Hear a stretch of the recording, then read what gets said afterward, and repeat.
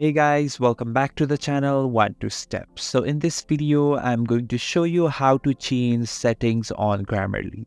So it's very easy. First of all, you need to go to any browser you want. Here I have Chrome browser, so I'm going to this Chrome. So in the search bar, you have to search for grammarly.com.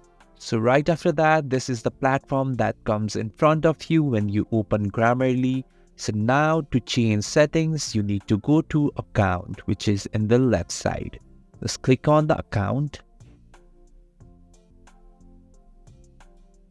So now here are settings. You can just see account settings here. You can just update it or just unlink or just change your options here. And you can also customize here by just dictionary or change your language here in American English, British English, Canadian, Australian or Indian.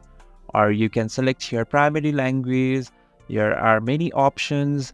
And also here are features. All are turned on. You can just turn it off if you want, or you can go to the subscription to just change or get premium subscription or get into business, and you can change security here.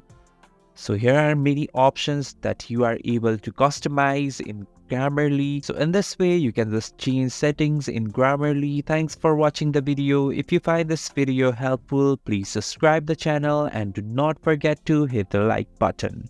Thank you.